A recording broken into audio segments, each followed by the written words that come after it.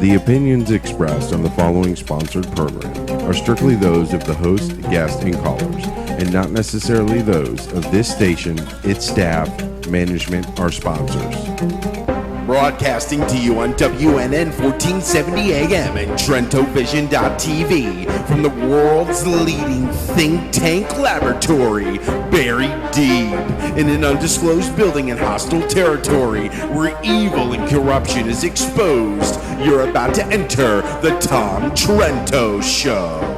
Oh my word. Hello everybody. Today is we got a special for you today. This is not your typical TrentoVision show coming at you on WNN 1470 on the AM dial or on TrentoVision.tv. Obviously the show is playing on the radio station and on our internet television station, but it isn't part of our, well, it wasn't part of our regular series. It's a special show. That's why it's playing right now for you where it is playing. And it's very unique, and we hope to do more of these types of shows. It's a debate slash discussion, we'll put it that way. It's starting out as a debate. Maybe it'll turn into a discussion. Maybe it'll maintain its debate nature. Who knows? But we're bringing it to you, to our listeners in the South Florida area, to our listeners in iHeartRadio, to our listeners worldwide, and to our viewers worldwide, as another one of our educational opportunities, educational moments to understand the distinctions, the differences between Western civilization, if you will, Western jurisprudence, Western culture, and Islamic Sharia jurisprudence, Islamic culture, Islamic civilization. Many people maintain that they're just two sides of the same coin. Some individuals, me and others, say no, they're unique and distinctly different, and there's nothing inherently wrong with systems being different, but unless a system is in contradistinction to that which is true, then we may have some problems, but that's the essence of the show today, the debate today. Tom Trento, your host, your moderator. I am not one of the formal debaters, sadly. I would love to be, but I'm not. I'm a moderator of the debate. I may share my view here and there, but we have two debaters. One from the United States of America, Mr. Christopher Logan. Many of you know his website, Logan's Warning. I have been reading and following Logan's Warning for a long time. In fact, we had Christopher Logan on our show, full disclosure, a couple of months back. Did a segment with him. Full disclosure, I have never met Christopher Logan. I have spoken to him on the phone. Look forward to meeting him sometime. He is the debater on the anti-Sharia Islam position, and the debater on the pro-Sharia Islam position is a Muslim from coming to us across the pond, folks, today from London, England. Hassan Mack, that's his name. He and we're gonna throughout this debate, we'll be putting up Christopher Logan's website and Hassan Mack's Facebook site. Both of the gentlemen declined to have their photos used or to Skype in on live video for whatever reasons they chose to do that. But they both are here on audio, so you may have to look at me or their websites while we go through this.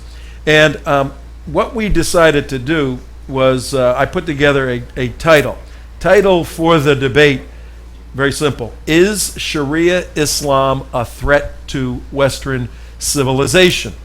I won't get into explaining too much about that. We'll let the debaters do that. But I do want to read from Christopher Logan's website, loganswarning.com, and you can go to Hassan Mack. That's his Facebook page, Facebook/Hassan, HASSANMAC. And you can, while the show's going on, you can learn a little bit about both of these gentlemen, loganswarning.com and Hassan Mack on Facebook. We will put these up as we go along. But the mission statement for Logan's Warning reads as follows. The The primary mission of this website, Logan's Warning, is to educate non-Muslims on the ideology and practice of Islam and to Islam's threats to our free and open society. The goal is to insist in developing legislation to defeat the dangerous Sharia movement underway here in America. And then the final statement that Logan puts on his website is, violence is not the answer, nor is it acceptable. And the little bit of reading I've done about Hassan Mack, he has a completely different view than Logan, thus the essence of a good debate. But he also affirms that violence is unacceptable. So we will discuss all of that. But right now, gentlemen, welcome to TrentoVision. I'm your host, Tom Trento. Christopher Logan, are you with us? Yes, I am. How are you? How you doing today, Tom? I'm doing very well. And what we're going to have to do, guys, because we have Christopher Logan coming out of New York City, and we have Hassan Mack coming out of London. There may be a little bit of a delay on our Skype connection. We'll see. We'll make this thing work. Hassan Mack, can you hear me? Yes, I can hear you fine, thank you. Okay, great. Good to have you with us. Christopher, I'm going to give you 7 minutes. You can use it if you want. Mike, if you can start the clock and give me a 1 minute when we're down to 1 minute. Mike, tell me when you're ready. I'm ready, Tom. Okay, I'm getting our timekeeper ready. Give me just a moment. Okay, Christopher, what we'd like you to do is make an opening statement, explain how the debate came about, and use your 7 minutes however you want, and then we'll let Hassan respond, and then we'll go into the other segments. All right, now, I don't mind if a debate gets impassioned. I'm a fairly impassioned guy, but I don't want it to become disrespectful or unprofessional. Clearly, there's a difference of opinion, between all of us here. We want to have Hassan and Christopher back in the future. So let's fight over the issues and keep the name calling or whatever. And I don't expect you guys to do that, but it's just a general warning. Mike, you ready? Yep, 1 minute. No, give me tell me when we're starting the 7, and then give me when we have 1 minute left, so I can. I got warn him them. ready. If you want to do the stopwatch until he's ready, I got Good. Time 7 minutes. Is he ready? You ready? Okay. All right, Chris, you get going. Okay, hello, Tom. Hello, Hassan. Hello. My name is Christopher Logan. I'm the president of North American Infidels. I spend a lot of time on social networks speaking to Muslims to prove the point that their belief system opposes Western civilization, to prove the point that Muslims in non-Islamic countries across the West are selfishly bringing in aspects of Sharia law with no regard to the wants and beliefs of non-Muslims.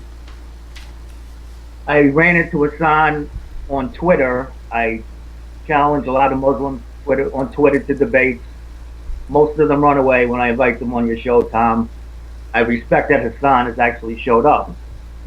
My main concern is the West is living in this multiculturalism fantasy where all cultures are equal, all cultures can coexist. But the fact is that Islam calls for dominance overall. Dominance over non-Muslims, whether we like it or not. In the UK, entire neighborhoods are falling to Muslim rule. Tower Hamlets, Luton.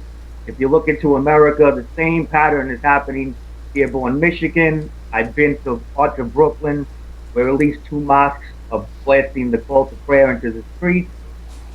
Other parallel images of Sharia banking coming in. There's Sharia courts in the UK. And, 20 years ago, this wasn't there. And my vote, it's just Muslims are not going to stop pushing until they dominate the UK and America. And if you look on Hassan's Facebook page, he says Islam is everything, including how I think society should be organized.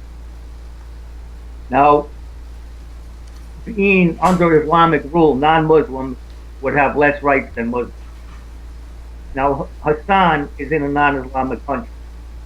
So why do non-Muslims allow him to keep pushing and pushing, allow Muslims keep granting them concessions when they're just going to overtake them? I feel that the West is eventually going to lose this war unless we become energy independent and Muslim immigration and all mosque construction. We opened the door to them and they turned around and backstabbed the West. Thank you. Okay, Mike, restart the 7 minutes. We're going to give Christopher Logan used 3 or 4 minutes. Tell me, Mike, show me when you're ready with 7-minute countdown. Good? Yep, go ahead. Okay, Hassan, you could have 7 minutes. Take it or not. And the floor is yours, Hassan. Okay, thank you. And I'd like to thank Logan for the invite to your show and to thank you for having me on. And a warm welcome to all of your listeners today. I was slightly surprised with what I just heard. And I'm going to take what we've just heard point by point, more because I think it's important to respond to those points. First of all, yes, Islam and Western civilization are completely mutually exclusive. They're incompatible. Their foundations, the fundamentals, they oppose each other. And to be honest, I can only see 3 ways of life. One, where people say they'll make up their own rules. Why? Because they believe that there is no God, there is no creator. And the real materialistic, dialectic materialistic view that came out of that was communism. Then there's another which says, okay, my Lord will give me all of my answers, all of my beliefs. And the one that comes to mind is Islam, because its views lead to a political system, which of course I believe most of your viewers will have heard about on your show. Then there's another one which says, look, we need to decide how to live, and we might believe in God, we might not, but we just want to make it up ourselves regardless. We don't care that there's a creator. And so therefore there's a compromise solution, and it's called secularism. It's the one that says you can believe, just keep out of the public sphere. So that leads to what we see today, the secular, liberal, democratic model, the capitalist model, which essentially the West runs on. And this is where the American model comes from. So you can see there's 3 branches. They're all incompatible, and only one of them at a time can be implemented. You can't see mixtures. So on that point, yes, I think Mr. Logan's absolutely right. When he says that the West lives in a fantasy, multiculturalism, absolutely, there is a truth. We can't all be right, and it can't be that every single thing that you can see is all equally correct. There's a truth and the rest is wrong. And that's the point. As a Muslim, I believe Islam is true, only Islam is true, everything else is false. And I'm sure there are other people with belief systems that have the same kind of view about their own. But I take real issue with pretty much everything else that I've heard. Muslim rule in Tower Hamlets, Luton, it's a joke. I can't comment about Dearborn and Brooklyn. Sharia banking is more to do with the British government trying to make money out of the Gulf than actual Sharia. And there are courts, but they're arbitration courts. They've got no legal standing. And I think there's a misunderstanding about Sharia. There's state-level Sharia and there's an individual-level Sharia. And the individual who lives by Islamic law, he lives by Islamic law, wherever they are in the world. It's got nothing to do with trying to impose it on anyone. And if there's a group of people in a country trying to force concessions and make everyone else follow their way, that's not right. Absolutely not right. But that's not what's happening, at least not from my perspective. I can see Muslims who want individual rights. But when we're talking about the Sharia and when we use all the evidences from the Quran, we're talking about a state, a caliphate, something that doesn't exist, and Muslims are calling for it in the Muslim world today. And a whole heap of conversation about foreign policy, terrorism, bombing, is to do with the call of Muslims in the Muslim world to reunite and re-establish a caliphate. So we have to separate the two. The Sharia that's for an individual and the Sharia for a state. And I believe Mr. Logan has completely mixed those up. Islam and Western civilization are incompatible, but that doesn't mean that individuals cannot live together. And I completely accept Western civilization in its own countries, in America, Britain, as it is. We're not here to change it. But I do wonder why Western nations are in Muslim lands, bombing the hell out of them and saying no Sharia for you. And I think that's my main point tonight. Thank you. Okay, the two opening statements, one from Christopher Logan, loganswarning.com, the other from Hassan Mak. And Hassan, as you were speaking, we had your logo up, Islamic Angles. Tell us what Islamic Angles is. What's that all about?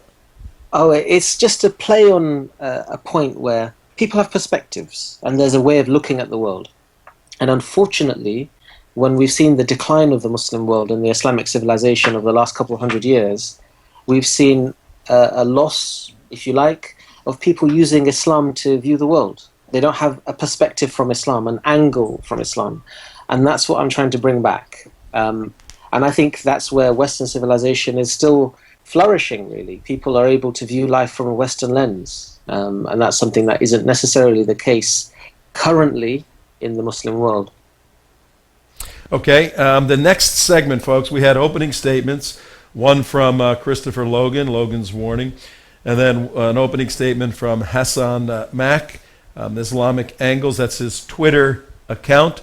So if they want to reach you, they can find you at Islamic Angles, correct? Yes. Okay, great. In the format of our debate, we're going to move to a cross-examination time. We have 5 minutes. Mike, cue up the clock for 5 minutes. Give me a 1 minute left, and I'll tell them what this is, gentlemen. It's like a courtroom. One of you, I guess, whereas an attorney in the U.S., it's the barrister in the U.K. But okay. Christopher, you went first, so you go first again here. You have 5 minutes to cross-examine, as an attorney would a witness sitting in the witness chair, Hassan. And then the roles will be reversed. Christopher, your 5 minutes. Go ahead. Okay. Hassan, you're saying that I have things mixed up between personal Sharia and state Sharia. I understand personal Sharia is to the individual. Why, in the UK, there's over 80 Sharia courts. They are for Muslims right now. They are within the law. There's over 50 public schools serving halal only. Why would Muslims stop there? They're going to keep, my point is, they're going to keep pushing until they do have that state Sharia. The West keeps giving in, which is our fault. But why should anyone believe that we could coexist? It's not going to happen. Muslims are going to keep pushing. You're saying it's not happening, but the facts show that Sharia is creeping in. Why should we continue Muslim immigration? Why should we continue to allow mosque destruction? Is it okay to respond now? Yeah, yeah, sure. Okay, so first of all, you asked about the arbitration courts. They're voluntary, and no one can be forced to go to an arbitration court. In the UK, you have Jewish arbitration courts, Beth Din, and the Sharia courts in the UK operate on the same format. If we were going to say that there was no recourse to arbitration, then in a secular society, we should be fair and block it for everyone.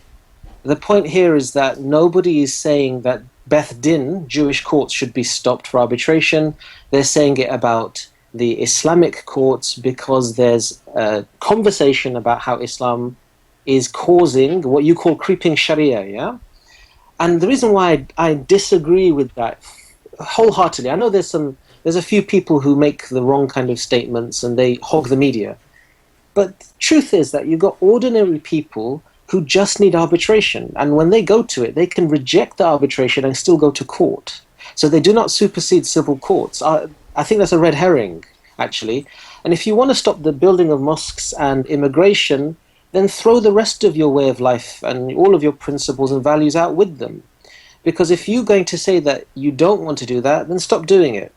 But don't pick out the Muslims for blame. Either you hold on to your principles, and you have some, I'm sure, hold on to them. Be honest, be sincere, be principled. But don't throw it away just for us. Don't be scared. Tom, may I speak now? Yeah, Christopher, it's your 5 minutes. You're the attorney. Okay. You manage it any way you want. Hassan, that's nothing but a con, okay? Because Jews are not on a worldwide campaign attempting to impose barbaric religious laws on all. Muslims are. Muslims are the ones that are screaming for concessions. Muslims are the ones that are trying to silence our speech against What Islam. concessions? So Muslims will be blamed. Which concessions? And if I'd like to answer, but which concessions? there's over 50 public schools in the UK alone serving halal only. But we've got Hindu schools, we've got Roman Catholic schools, we've got Jewish schools. You're allowed to have these schools. Hassan. I said public schools. Oh, sorry. Remember also that in the UK we use different phrases. So I think I understand what you mean. Sorry. Okay, so it's public schools. Oh, so halal's a problem? Why is halal a problem? It's halal only. You're taking away the rights of non-Muslims already. That's the problem. Do you think that's an important right, though? Excuse me? Do you think that's an important right? Yeah, I think I want to eat an animal that's been slaughtered badly. I want to eat an animal that's not had its animal welfare looked after. That doesn't sound like a right to me. It's the right of a non-Muslim to eat what they want. Then. Who are you to tell anyone how to eat? The animal well, sharpen the knife, don't let it see the knife. I mean, go after kosher then. Kosher and halal, what's the difference? Don't try to take the focus off what the Muslims are doing. Jewish people are not on a worldwide jihad. Muslims are. Okay, so let's examine this. You believe that Muslims generally, so you're not saying a few people, you're not saying those who are fighting occupation, you're saying ordinary people, mothers, babies, students, teachers, nurses, doctors, engineers, you think we're all out to get you? Are you on your medication? First of all, I didn't say anything about getting in a violent way. Number two, obviously a baby is not involved in this. So don't try any word games here. I'm sorry, I didn't hear that last bit. Wait, hang on 1 second, guys. I'm checking the time. How much time left in the 5 minutes, Mike? The 5 minutes just ended. Okay, you got to give me the when there's 1 minute left, so I can warn them. Dave had done I'm that. happy to give him a minute if he wants. Okay, yeah, let's add that 1 minute on. We'll do 1 more minute. We're doing it. All right, go ahead, Christopher. You got 1 minute left. Okay, so back to your statement of all Muslims are out to get us. I just read the statement on your Facebook page. You're part of the problem. You're already saying it's okay that non-Muslims in those schools can't pick and choose what they want to eat. All you're doing is what was on my Facebook? What was on my Facebook? Sorry. About how society should be, Islam is everything. Society should be organized by it. Oh, but that's my view. I'm allowed a view, aren't I? Are you McCarthy? What's going on? I'm allowed. You just told the audience. Don't you believe in free speech? You're throwing away all your values, aren't you? No, I'm not. I'm throwing away the vile values of Islam. That's what I'm going to throw away. You're not doing very well so far. I'm not. Are you implying there's not a rising voice against Islam in the West? No, I'm just saying that you're not doing very well right now. Well, I don't expect you to say anything different. But you already admitted that you don't care. That's a minute. Okay, that's the minute's up. All right, thank you, Christopher Logan. That was your 5 minutes, actually 6 minutes for cross-examination. Hassan, Mac, we're going to give you 6 minutes. So, Mike, tell me when 6 starts, and then give me with 1 minute left so I can warn these guys, Hassan, that he has 1 minute left. And ladies and gentlemen, you're on TrentoVision.tv, on the TV side, Internet TV, on the radio side out of Boca Raton, Florida, WNN 1470. Special show today, folks. We have a debate between a gentleman from New York City who runs a website called Logan's Warning. You can go to loganswarning.com.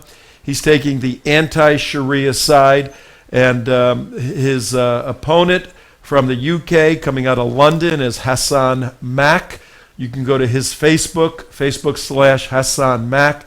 And the issue generally is Islam, Sharia-compliant Islam, compatible with Western culture? And by both debaters' admission, the answer is no, it's not. Now we're kind of digging down a bit, drilling down, trying to figure out where there is overlap, harmony or not. And it's been a very interesting debate so far. Hassan, you have 6 minutes for your cross-examination of Christopher Logan. Many thanks, Tom. Sure. Mr. Logan, I don't want you to feel that Muslims should be pushing for special concessions beyond the norm, beyond what anyone else gets in the US. My questions to you are about why do you think United States of America is interfering militarily in the Muslim world? Well, like Tom just said, we agreed that our two belief systems are incompatible. Mm-hmm. I agree that America should leave those lands. I've been speaking out against nation building for years. Okay, Bush thank went you. in there. I don't know if he thought some kind of moderate form of Islam was going to come out and everybody was getting along. But I agree, the United States should leave those Muslim countries, end the wars, end all aid to Islamic countries, and back to what I said before, become energy independent and end Muslim immigration. Thank you, Mr. Logan. So my next question to you is, since you and I both agree on the following, we both agree that Yes. America should not be interfering in the Muslim world and sending its soldiers to die. Yeah?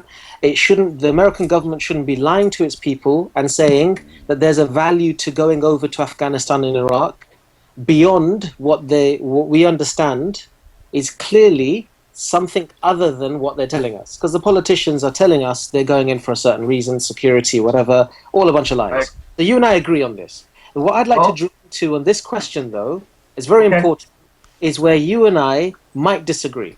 The question is, if you believe that there's a clash and you don't want it to be a military kind of clash, why don't we have an intellectual debate rather than propaganda, rather than hate? Why don't we have an intellectual discussion to see which is a better way of life, the Western civilization and Sharia? I have no problem doing that.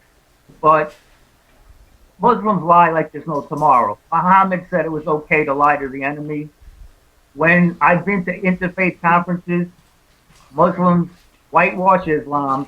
They do not tell non-Muslims that they're going to have less rights under Islam.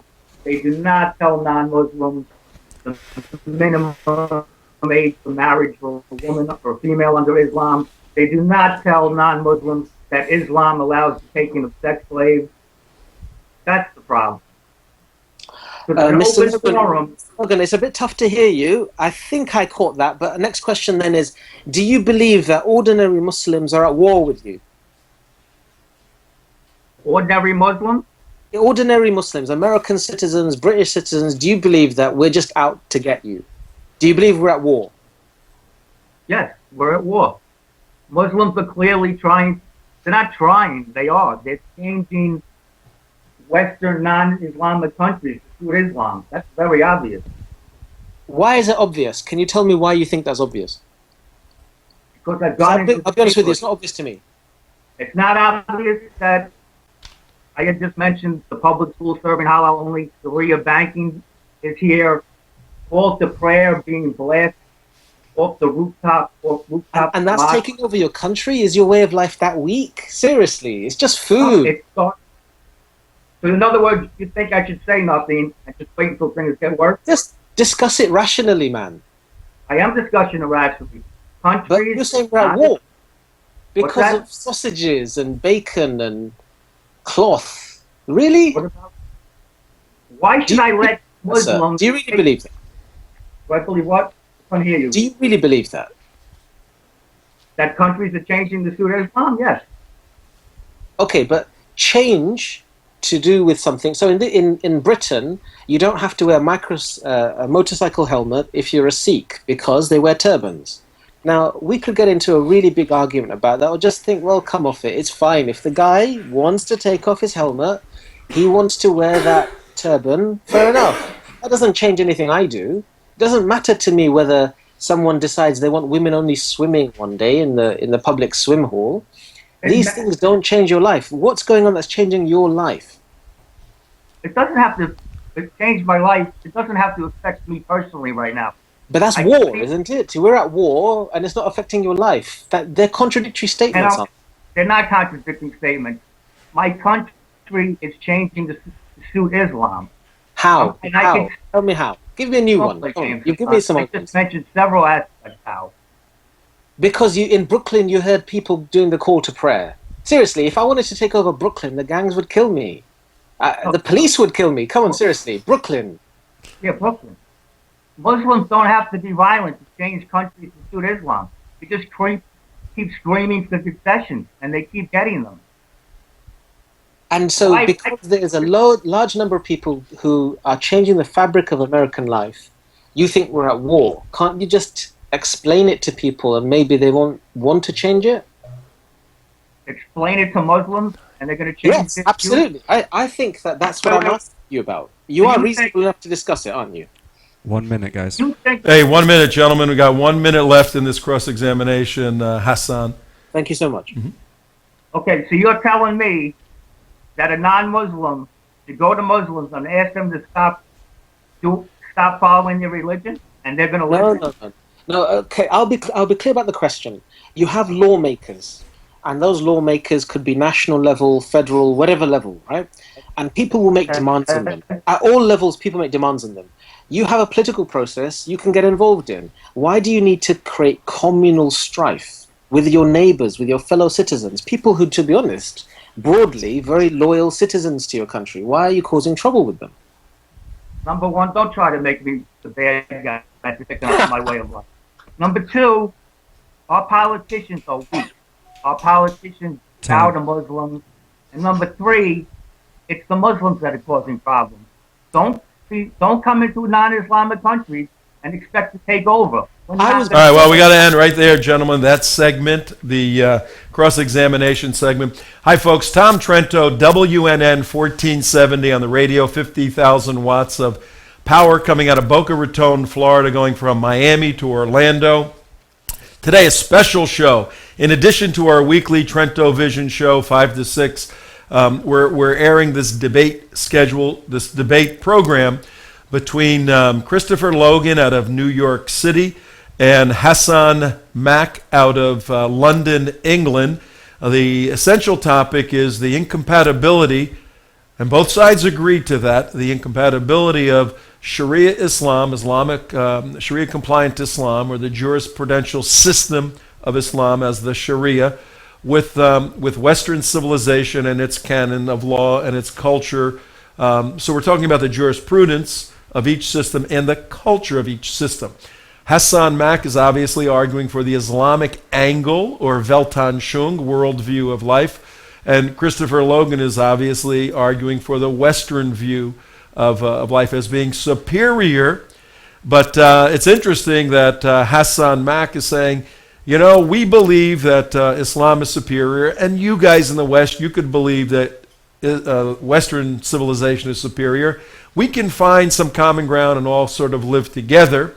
And we're now going into a segment of rebuttal. Christopher, you're up. You have 3 minutes to rebut whatever you want.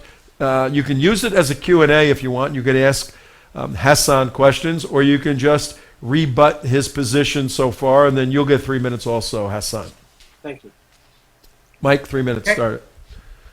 Go ahead. I just wanted Yeah, to go point ahead. out when Hassan had mentioned that we could have a discussion about this, and I brought up interfaith conferences, the points I made about Islam, Hassan didn't even begin to refute them. So if Islam and Muslims across the West have their way, slavery will be brought back, child marriage will be allowed, and the domination of non-Muslims will be across the West. If we don't win this war, our future generations are going to suffer. Hassan continued to point his fingers to Jews, Sikhs. They are not the ones trying to turn back the clock 1,000 years. It's the Muslims. They are the ones to be blamed.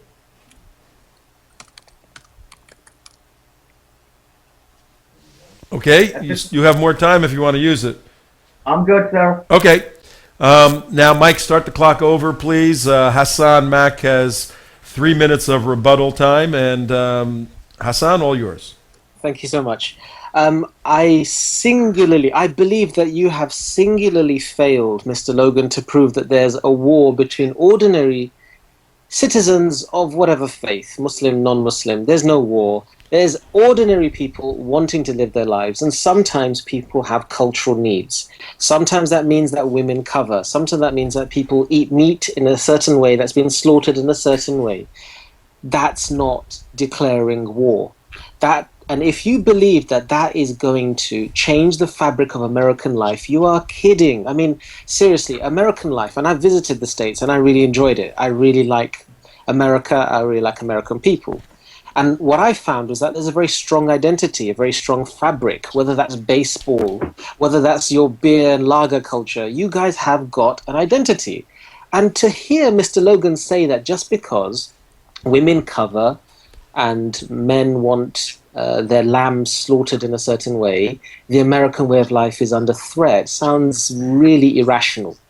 Now, I'll appreciate clearly that there's an issue about terrorism, which I mentioned very early on, and I am going to argue that this hasn't been covered today. I'll make it very, very brief, that bombing people in other countries means that you create terror, you create problems. No one's excusing it, and I believe that there needs to be non-violent work.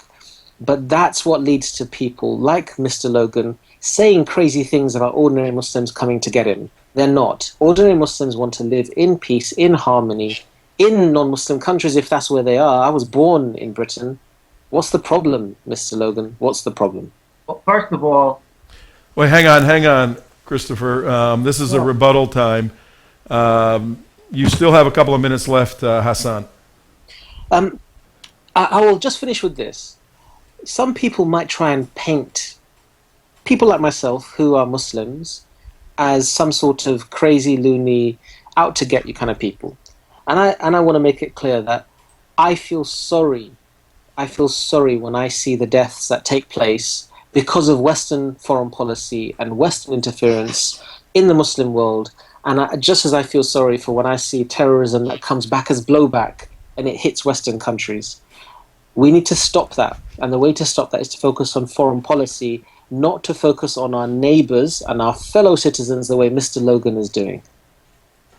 Okay, that concludes the rebuttal phase, folks. Thank you for tuning in. We still have about 20 minutes left in the debate. And WNN 1470 on your radio dial. This is Tom Trento, your host of TrentoVision. Our two guests, Christopher Logan of Logan's Warning.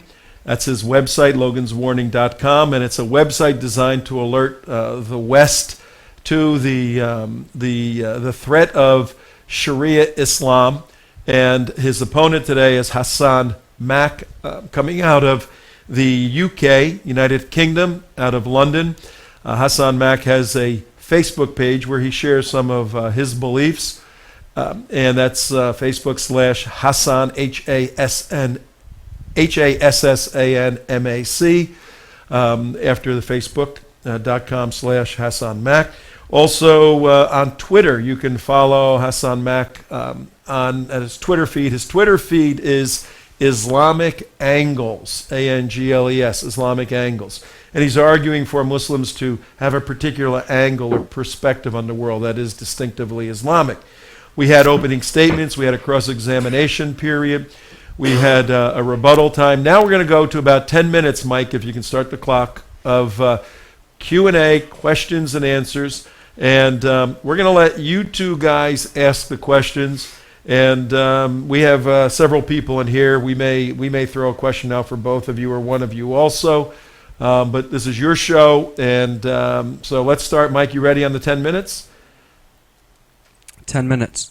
All right, and I'm going to hold the answers to 30 seconds, a minute. We don't want speeches. We don't want filibustering. So, Christopher, you could ask the first question, and then Hassan, you give a short answer, and then we reverse it. Christopher, all yours. okay, Hassan, you mentioned blowback from the current wars overseas. How do you explain the Islamic terrorist attacks in countries that are not fighting over there, like Thailand, Russia, and China? Okay, so the oppression of the Muslim minorities in South Thailand is the subject of a series of reports by Human Rights Watch. Russia, in various forms, whether that's Dagestan, Chechnya, Uzbekistan, and a series of other states around the region, are known for their horrific repression of Muslim political prisoners. Fergana Valley is an example in Uzbekistan. China has been oppressing Xinjiang Muslims, Uyghur Muslims, if you want to call them that, for decades. All three of those nations are part of the kind of cover-up you get when you've got the war on terror. Israel uses it all the time. Oh, look, the war on terror means we can get away with doing some more nasty stuff to Muslims. That's why these things happen, I think. No one's excusing it, though. It's all wrong. All of that political violence is wrong. Okay, Hassan, your question to Christopher Logan. Mr. Logan, I'm still a little perplexed as to why you think ordinary people are out to get you. You mentioned Tower Hamlets and Luton. I know both areas exceedingly well, and if you were to ever come down to the States, down to Britain, sorry, I would show you around. But tell me what's happening in Tower Hamlets and Luton. How are the Muslims ruling them, please? Well, I've seen videos of Muslims bullying the police in London. I've seen video of Tommy Robinson getting smacked in the face just driving through the neighborhood. Are you going to deny that's happening? Tommy Robinson getting smacked in the face. I saw the video as well, and that doesn't sound like Muslim rule. You said Muslim rule. Yeah. What does that mean? A big mouth got smacked in his mouth. Fair enough. Big mouth? That happens all the time. How is that Muslim rule? Oh, so it's okay for him to get smacked in the mouth? No, because the gentleman who did so should have answered to the law for breaking the law. But that doesn't mean Muslims rule the town. I'm asking you a very specific question. You said Muslim rule in Tower Hamlets and Luton. Please explain yourself. Muslim rule. More and more restaurants, same thing, halal food. Non-Muslims, like Tommy Robinson, the threat of violence against them. Non-Muslims moving out of those areas. I've seen it on video. When Mr. Trento posts this debate, he could show the videos. Very simple. Okay, so Mr. Stephen Lennon, Tommy Robinson, he might be a problem. Does that happen to others? I don't know, but maybe Yes, that's my I have a video on my website of Muslims bullying the UK police, backing them up to a wall, storming out of cars, shooting them. That's a problem. It said, and the head Muslim says, I have footage of riots too. I have footage of football hooligans. I don't say that they rule towns. I have footage of youth of various colours in Tottenham destroying the place. I don't say that they rule the town. You are making a very big jump there. Prove that there's rule. I will when I show the videos. You mean that's going to prove sovereignty? That's going to prove they decide right and wrong? They've replaced the law, do you? I didn't say they replaced the whole law, but that's what rule means, doesn't it, sir? It's video, Muslim rules, but non-Muslims are getting abused. We're getting uppity, isn't it? Uppity. I think we've heard that phrase before. If only you were 30, 40 years earlier, somewhere in the south, perhaps. Uppity, are we? No, not at all. I know what I've seen in the videos. You're saying it doesn't happen. No. I'm claiming you're reaching. Individual problems, of course they happen. They happen all the time. There's a lot of crime in Britain. You don't see it all the time. But that doesn't mean Muslims rule the place. I'm asking you to prove that. Please prove it. I've already responded. Okay. I think we've gone around and around on this one. You'll have closing statements where you can sum everything up. We have 5 minutes left. Christopher Logan, question for Hassan. Hassan, before I mentioned about the country changing to suit Islam, and I mentioned the interfaith meetings about the aspects of Islam with the child marriages, taking of sex slaves. How come you didn't address that at all? Thank you. Part of that, I think, was because I didn't hear all of it.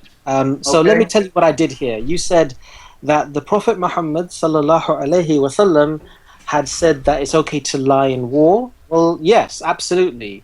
War is deceit, is the translation.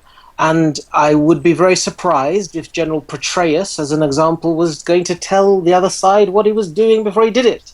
And if he was asked for him to tell the truth. I think your Marines are trained not to tell the truth to the enemy. I'd be very surprised about that. And so therefore, I think the lesson here is context.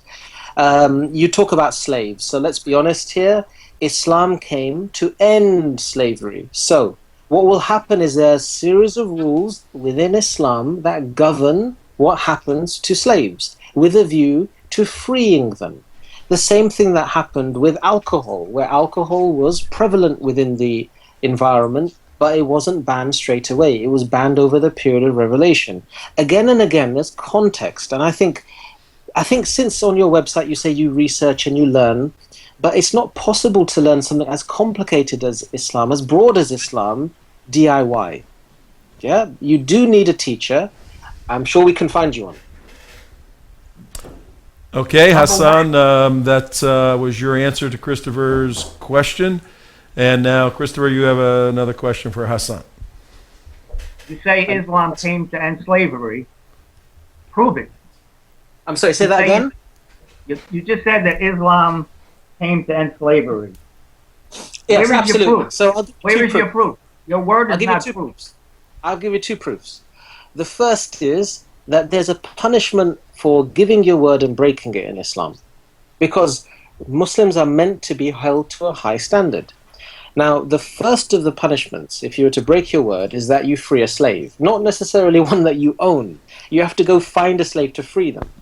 Now, if you cannot do that, then you must fast for 3 days. And if you cannot do that, then you must feed families to the equivalent of what they used to eat. So do you see what happened there?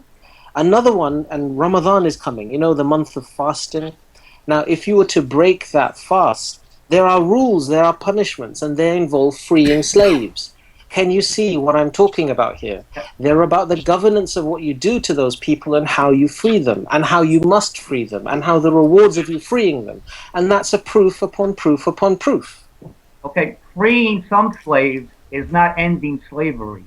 Actually, it did. And I think Americans really have to be careful. They're on thin ground when they're talking about slavery. No, we're not, because slavery is illegal here. Don't try to deflect and put the 7th century slavery saying freedom. And what was happening in the United States of America last century? Do I have to remind you of what was going on? Do I have to remind you? How about you remind yourself to dealing today that Islam still allows slavery? The context of what we're talking about here is that if you have two forces that come to a battlefield, and remember what used to happen in Arab tribal custom was that you'd bring your entire tribe. You'd bring your families, you'd bring your kids, you'd bring your tents and your pots, and essentially, if you win, you keep everything the others bought. 1 minute, guys. And that's the context of what we're talking about here. Now, okay. I don't think that works when US Marines, for instance, go and commit massacres in Mahmudiyah, in Haditha, in Fallujah, when they have kill teams who are cutting off limbs of civilians in Afghanistan and urinating them and taking photos. Actually, I think you are on the back foot, or at least should be, with what your forces are doing in other countries. You're talking about a war point within Islam, and you're the one who's you're actually the American nation has a government that's declared war on the Muslim world and is lying to its population. I feel sorry for your population. I feel sorry for your parents. I feel sorry for the soldiers' parents, for their children, that they're being sent to die for a pointless war when all of us could have lived happily ever after. Individual Muslims in your country are not at war with Mr. Logan, and I think you are causing trouble. All right, we're going to have to stop right there for the 10 minutes. We have some guys here. Everybody wanted to jump in with some questions, but this is primarily a debate between Mr. Logan and Mr. Mack. There is one quick question one of the guys wrote down to me. Hassan, if you don't mind, just a quick comment on it. Damon, what was the question? Why don't you just ask him? Hassan, my question for you is, how do you feel about Muslims here in the United States calling for blasphemy laws that are applicable to not only Muslims but non-Muslims living here in the United States? Yeah, that came out of that Innocence of Muslims, that goofy thing, with a lot of Muslim leaders calling for blasphemy laws, anybody criticizing the Prophet. What are your thoughts on that, just real quickly?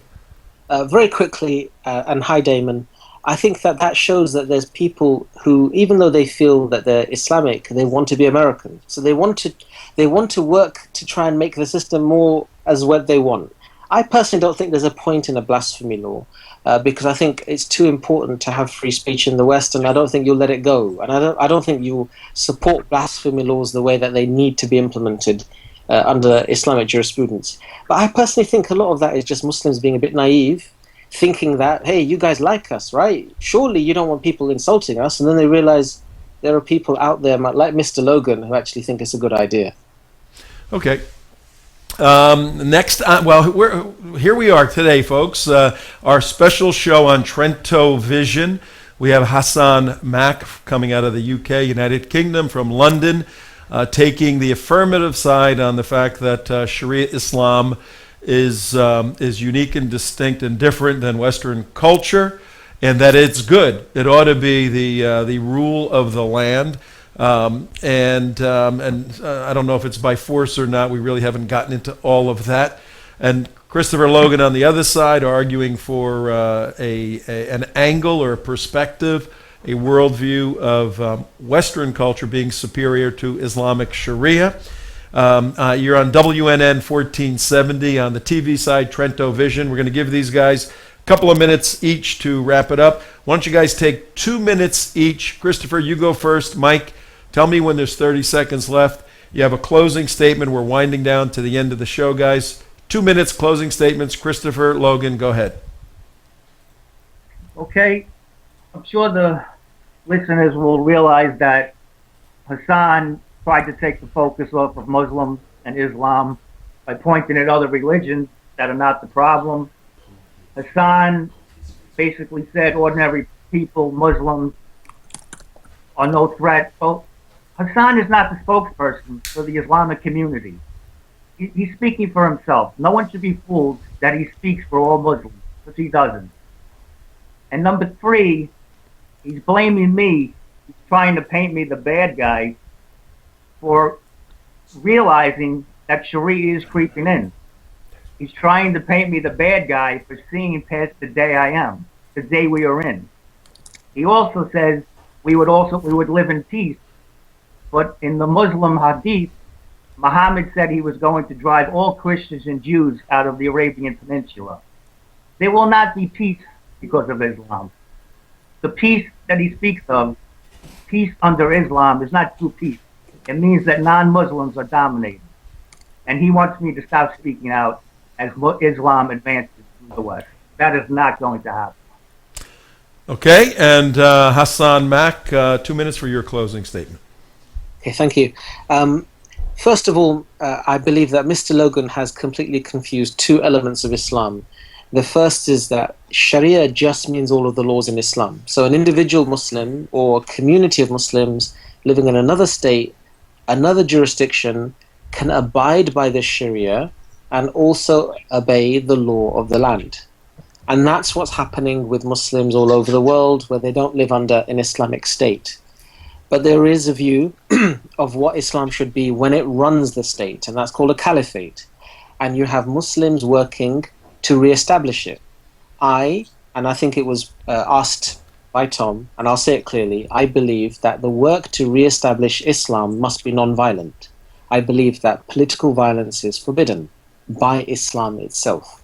So the work must be intellectual, must be political, and part of that is to put people like Mr. Logan, to be honest, straight and say ordinary Muslims are not causing trouble. Stop looking for trouble where there isn't any. There is no creeping Sharia.